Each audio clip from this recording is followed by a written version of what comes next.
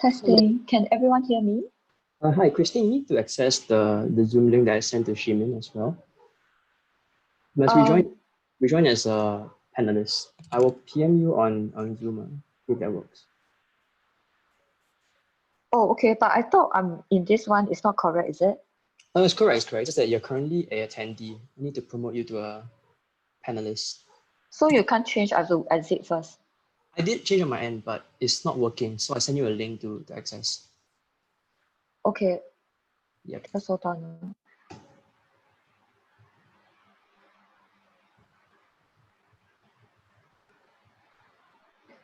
Does it work right now? Could you save the link that I sent to you? Then you exit the room and then access it again via the same link.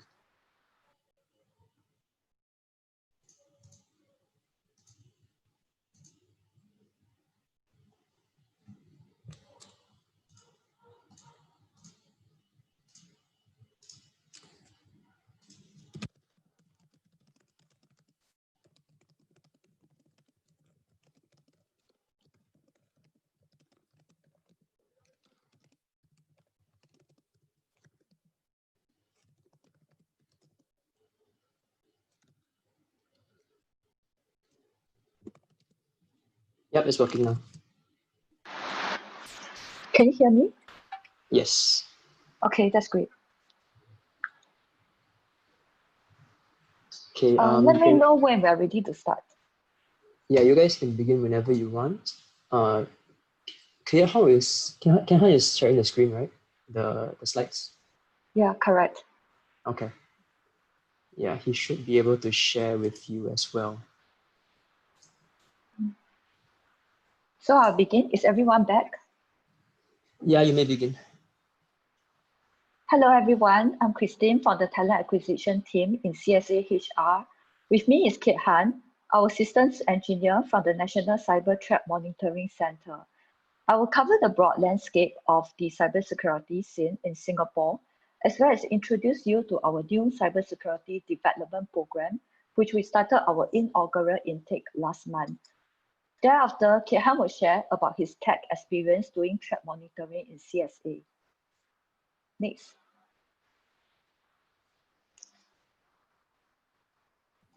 Okay, I think currently your PowerPoint is stuck on the non-presenter mode.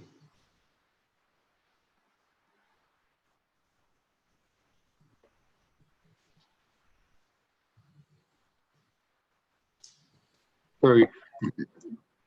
Give me. Yeah.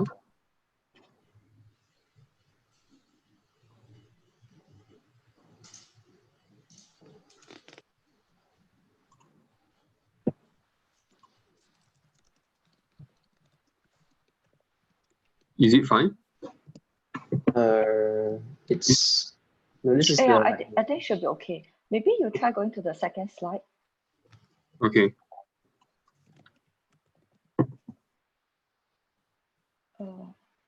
Okay, I think there's a full screen mode. Can you do the full screen mode? Okay. Oh, okay, great. Yeah. Okay. Sorry. Hi, sorry about the hiccup. So I'll continue. So many of you may be deciding which course to major in university. And in the next few slides, I will share why choose a career in cybersecurity. Next.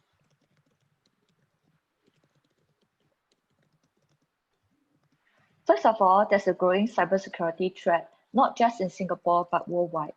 Next. As seen from this slide, cyber incidents happen worldwide.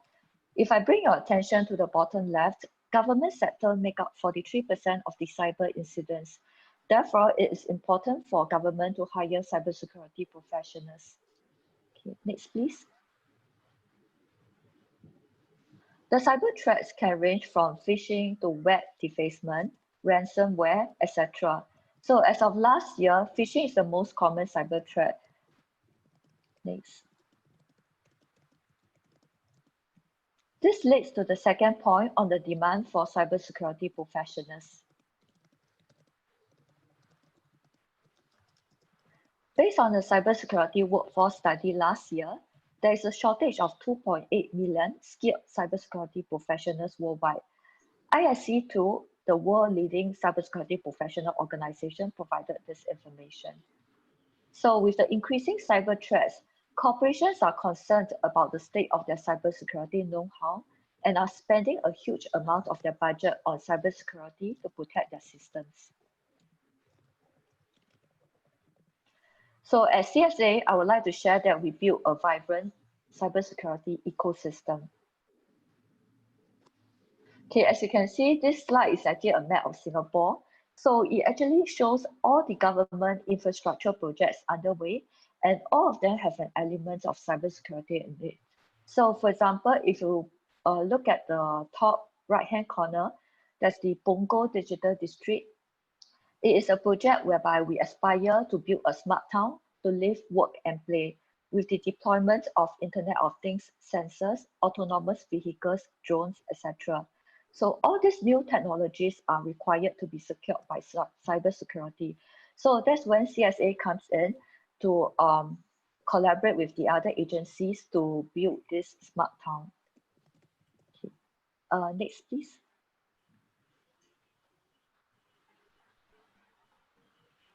Next. Okay. So our new program, which we call the CSDP, is an 18-month program which grooms fresh graduates to contribute to Singapore's digital economy and to build cybersecurity capabilities in the public sector.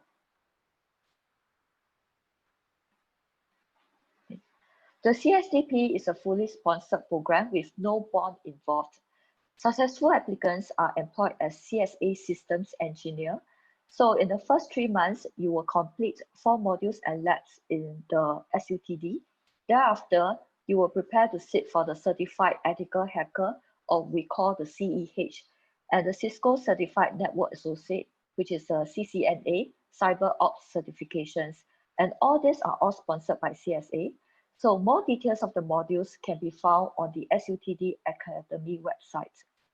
And what happens after that? So for the remaining 15 months, you will gain hands-on training in one of our 4 technical and operations divisions, which I will share a bit more in subsequent slides. Throughout, you will be paired with a mentor to guide and support you in your development.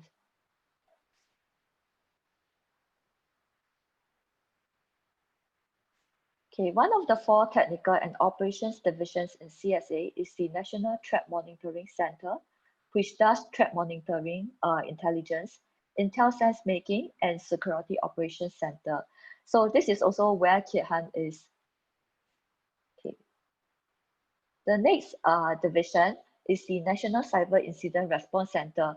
So what they do is incident response, malware analysis, digital forensics, as well as an in-house computer emergency response team.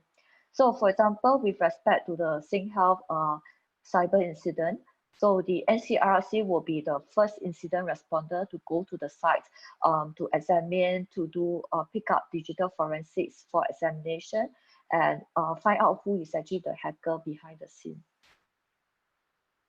Okay, next.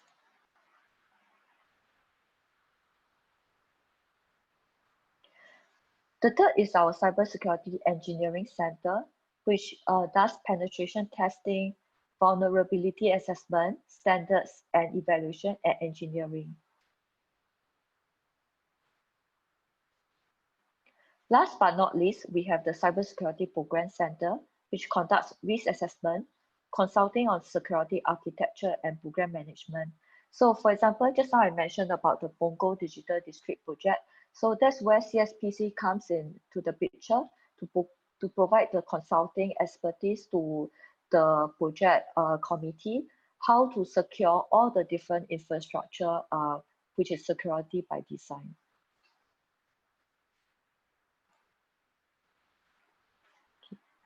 So all our divisions work together to protect our 11 critical information infrastructure in Singapore. And this spans across the air, land, sea, transport, the infocom and media, government, healthcare, defense, banking and finance, water and energy sectors. All these sectors are identified as critical, as a disruption to any of this will have a severe impact on the nation.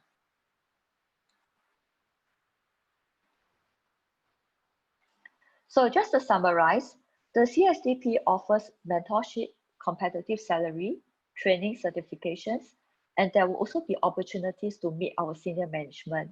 And not forgetting that your skill sets will be valuable in making a positive impact to Singapore. Okay. So what's the eligibility criteria? We are looking for fresh graduates with less than 2 years of work experience who major in any science, technology, engineering, and mathematics discipline. And importantly, we look for applicants with a passion in cybersecurity who are resilient, meticulous, analytical, and adaptable.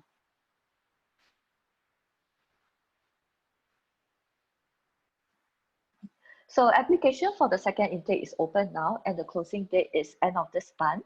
We invite you to apply if you're a fresh graduate, or we encourage you to share with your friends as well. So other than this CSDP program, we also offer internship opportunities, which you can draw us an email at csa_recruit@csa.gov.sg.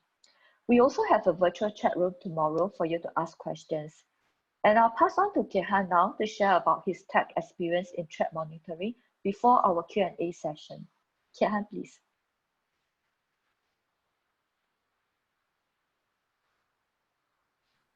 Hi guys, I'm Kehan. I'm currently working in CSA in the Threat Monitoring Center.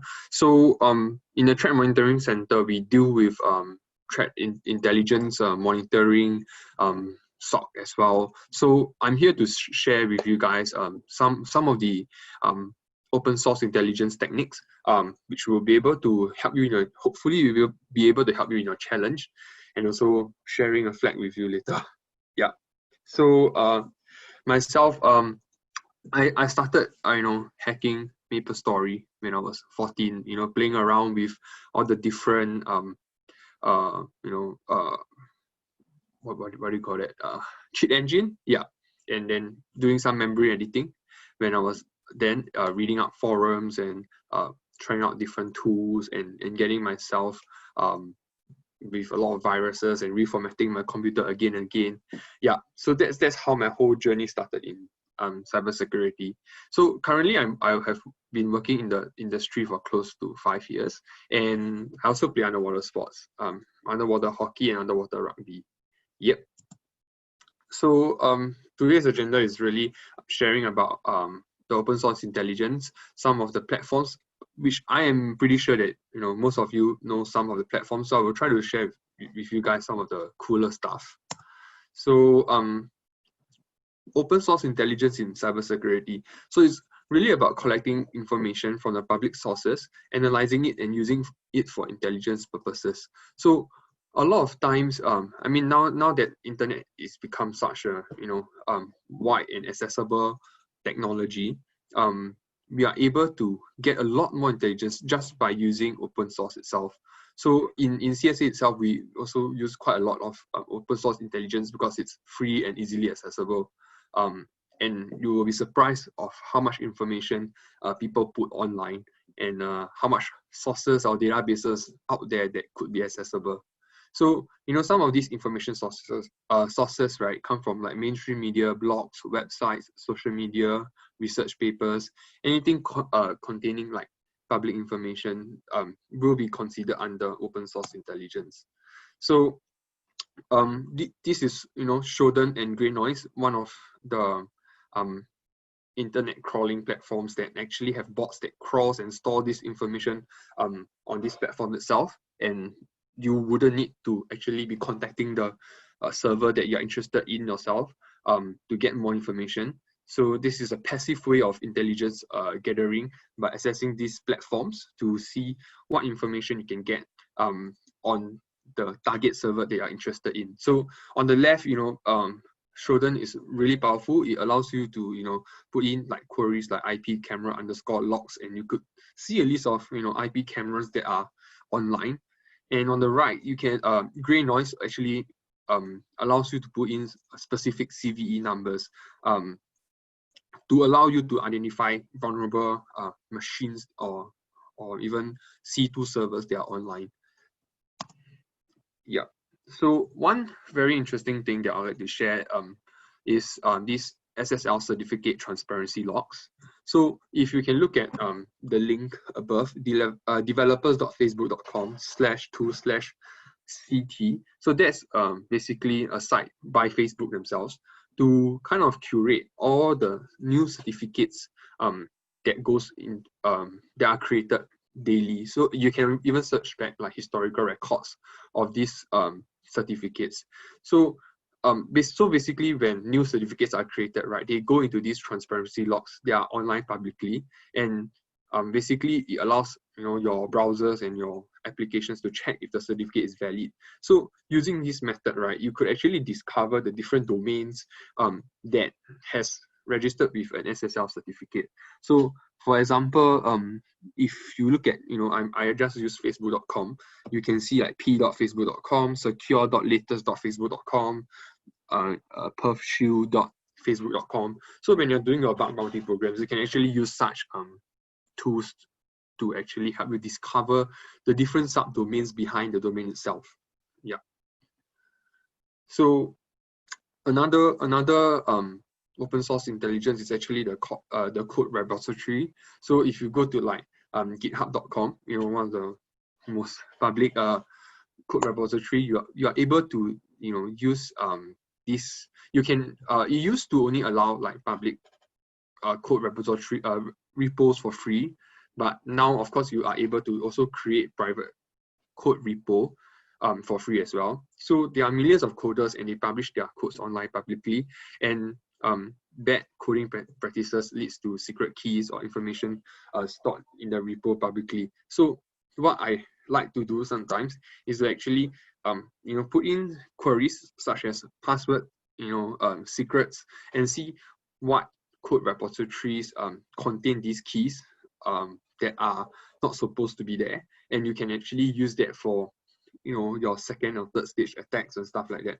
So of course we do help monitor this and make sure our government credentials are not online and exposed to the bad guys, not to bad guys only, to the public. Yeah.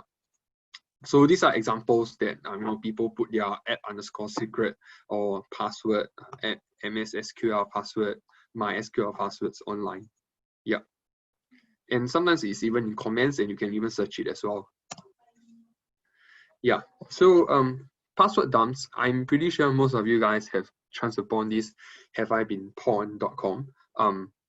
So we usually use it to put in the email address, right, to actually see if this email address is your own email address, see if it's compromised. So you could actually use it in other manners as well. So if you come across like a specific email address, you can actually put in this email address and then get additional information like has this email address been compromised in the LinkedIn hack, or in the the different hacks out there, to actually establish if this user is a account that is commonly used across what platforms itself.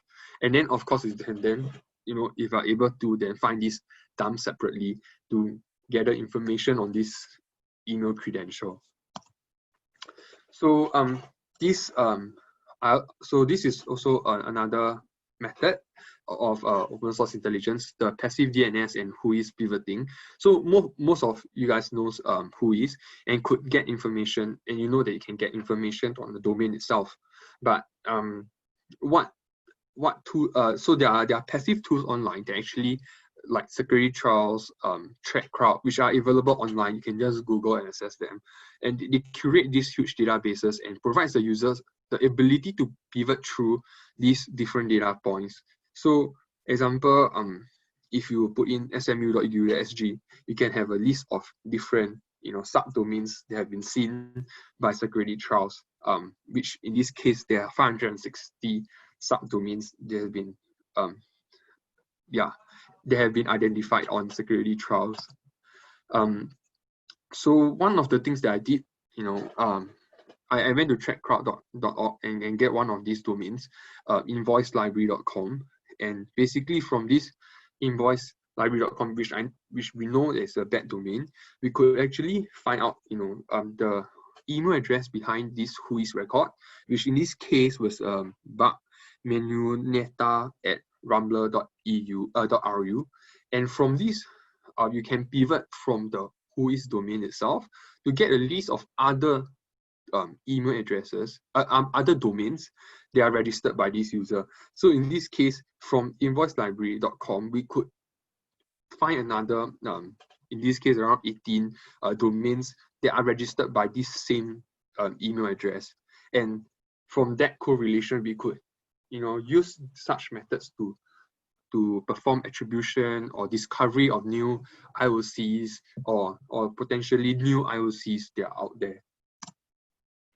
Yeah, and from trackcrowd.com, you could also use this invoicelibrary.com to actually expand to even more different email addresses that are out there and even more different domains out there. So when you're doing a research on a specific actor, open source intelligence does play a huge part to actually to discover new intelligence. So that's the flag that is in the presentation slide. So it's in the TXT section of GitHub.com. So you have to use such platforms or basically a DNS query to find out your flag. Yeah. So this is a bonus. Pay Now, which we all know from DBS or the different banks in Singapore. So does Pay Now actually, is it considered a OSINT source itself? So basically, most Singaporean phone numbers, right, are their Pay Now number itself. So basically, you could check a suspicious user who texts you. So sometimes you get a message from someone with a Singaporean number, but you have no idea who that person is. So basically, by trying to transfer him a certain money, so like when somebody, that's my phone number actually. So if somebody texts you like, hey handsome, something, and try to catfish you or something of that sort, you could actually use that number and verify, tries to send him money, and then his name on PayNow would actually appear on a screen. So yeah, it could be considered as a open source intelligence because it's open to everyone. So of course, then the solution is actually to make sure you change your nickname on PayNow so you don't actually expose yourself. Yeah. So yeah, that comes to my end of my presentation, and then we can have some questions alongside Christine.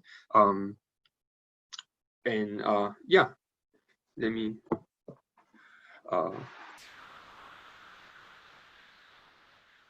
So I think there's a question by Anonymous. How competitive is the pay? Christine could probably answer that very well. Hi everyone, this is an interesting question. So for the CSDP program, we take in fresh graduates for this year. Our first intake, their salaries actually start off from 4.6K to 5K. So if you have like slightly more experience, let's say 1 to 2 years of working experience, we do pay you for your work experience as well. So you can potentially get higher than the fresh graduates. But I would like to say that this applies for this intake as well as the second intake, which is going to happen in January next year. But for future intakes, the salaries may differ because it depends on the economic situation. So we actually review our salaries year on year, just for your information. So the next question, are there opportunities from foreigners in CSA? That's a question that Christine can answer as well. Okay, so I think if I am more upfront, because CSA is a national agency for cybersecurity and we are part of the government sector. So unfortunately, at this moment, we can only take in Singapore citizens or PRs who have converted to Singapore citizens. So the next question, are there any internships or scholarships or research programs for pre-U JC students? Oh yes, definitely. So let's say if our JC students waiting to enroll to university and your course of study is STEM related, which I mentioned just now, other than enrolling for the CSDP after you graduate, throughout your 3 or 4 years of undergraduate study, you can actually apply for internship with us. So you can actually send us your resume at CSA underscore recruit at csa.gov.sg. So we are open to matching you with the relevant projects that we have based on your interest. So that's why we are keeping it open. Alternatively, you can also propose some projects that you would like to take on. So for example, if you are participating in this hackathon, I suppose your interest is in penetration testing maybe. So you can actually propose to us, okay, what kind of projects you would like to do, then we'll try to match you with the relevant divisions. Yeah, so I think also there's also a Smart Nation scholarship which you would later then end up to choose CSA. I mean alongside GovTech and IMDA, I guess. Yeah. So I think that's a scholarship option you could choose if you would love to enter CSA. How long are the internships? Can JC students apply for the internships itself?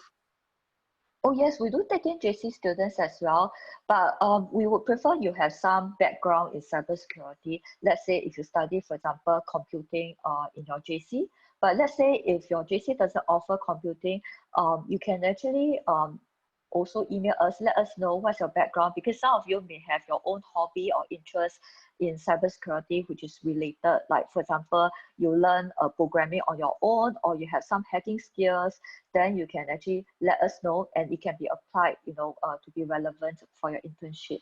And just now I saw a question, what is the duration for internship? So I think minimally we are looking at about 3 months, because for your internship to be fruitful and for the project to have a start and an end, for you to really learn the most that you can from us, I think 3 months will be the minimum we are looking at. So about 3 to 6 months. Yes, for Joel again, yeah, the flag is presented again for everyone. Is it more lucrative to be a white hat or a black hat? I would say if you are white hat, you get to sleep peacefully, and do good to your nation, and basically earn a decent salary as well. As compared to black hat, you wouldn't know who will be knocking on your door any night at any point of time, and yeah, you wouldn't be able to sleep well. Lucrative in terms of money, well, even you get the money, you might not be able to spend it. So yeah, it's better to be doing good for the nation, for the country, or even for the whole industry as a whole. Researching the different vulnerabilities, reporting them to the different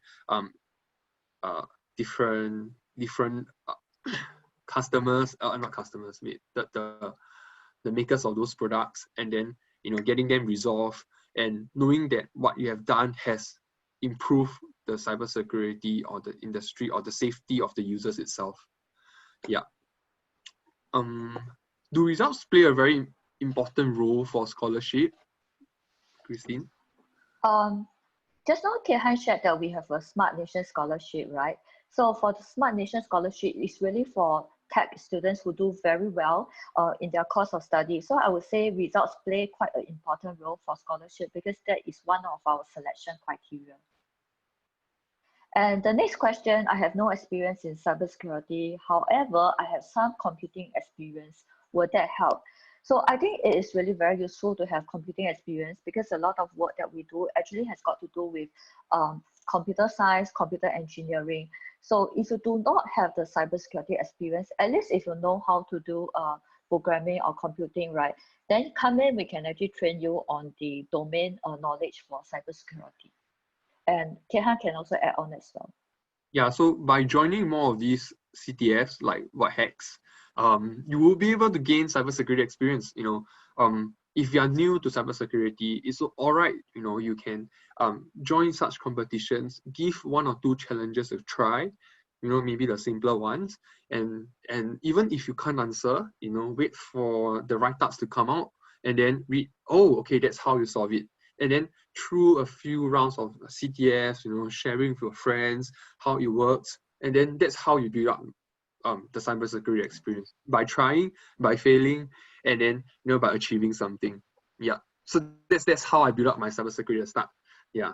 I got my machine like crashed several times, and then I found, okay, I did this wrong, and then I change what I have to do, and then, you know, read more forums, read more tutorials. Yeah. So yeah. Any more questions?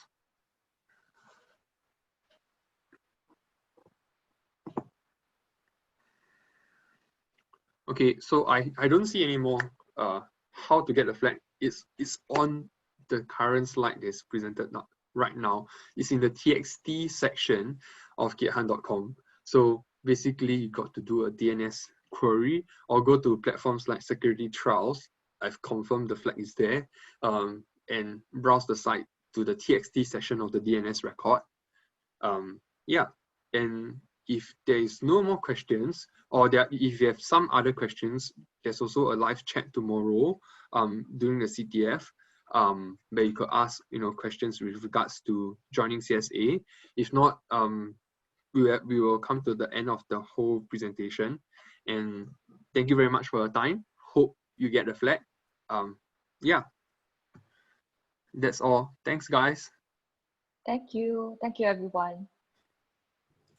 Thank you so much, CSA. Okay, so thanks everyone for tuning in today. We have come to the end of the day one of Whitehacks 2020. So tomorrow's schedule is all on the same document that we sent on the broadcast group. So check into that and prepare for the CTF and have a good night tonight. Any questions you can ask right now. We'll be leaving the Zoom room open for another 8 minutes. And yeah, have fun talking on Discord chat, have fun sending in messages, and see you tomorrow.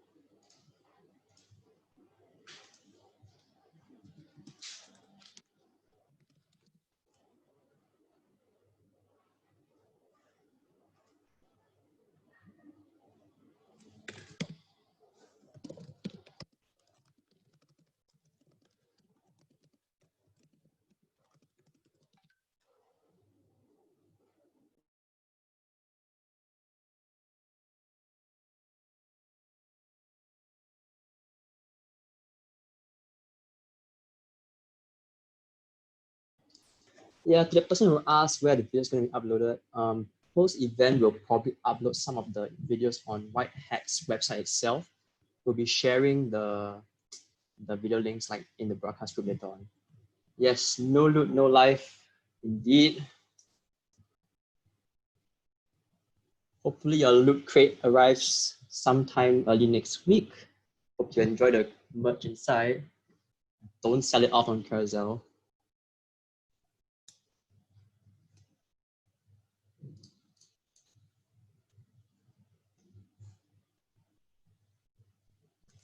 If you want SMU merch, you can easily come join SMU when you guys finish JC. And trust me, you have so much SMU merch that you don't really crave it anymore.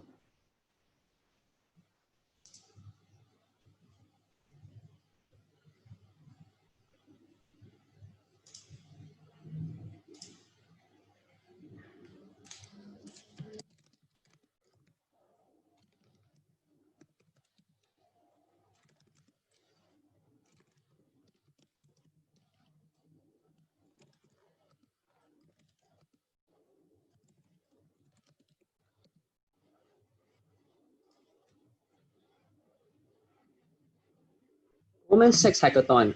Personally, I am not joining because I want to focus on my mods projects. Yeah, you're asking, wait, is it even open to non-SMU students? Oh, it's quite cool that you guys know about it though. How will you know the deducted penalty points? You won't know the points deducted. Yeah, that's the thing. We won't be displaying how much we minus, and we won't be saying who got minus, but you guys will know, like if you guys join the Zoom late, right, obviously you will have a bit of deduction. Yep.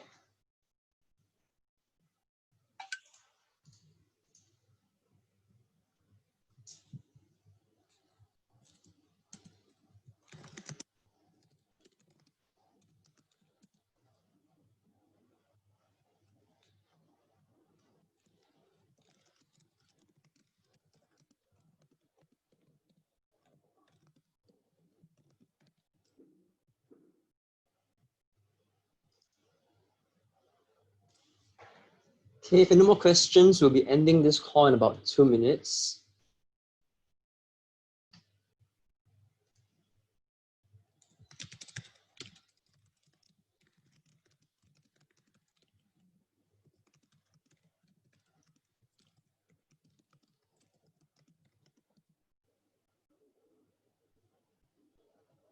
Zoom attendance is basically screenshotted like the attendees list.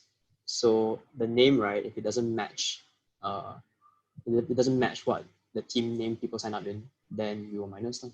It was written in the info doc that you're required to use your real name for the Zoom account so that we can do attendance taking. Videos sent on Telegram. No, we will not be sending on Telegram. We'll be putting it up on our own website post-event. Yeah. How to find the last flag. You can check out the Discord chat. Some people there have actually explained how to get it. So yeah.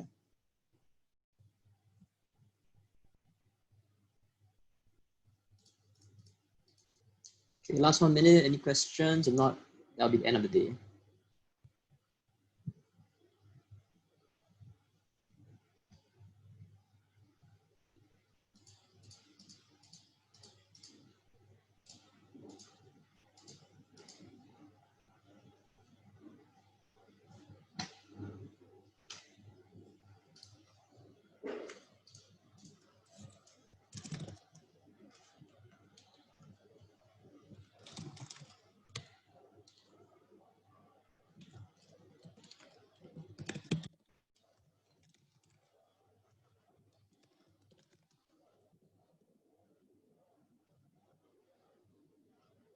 As long as the name is roughly similar to what you guys signed up with, right? It'll be fine.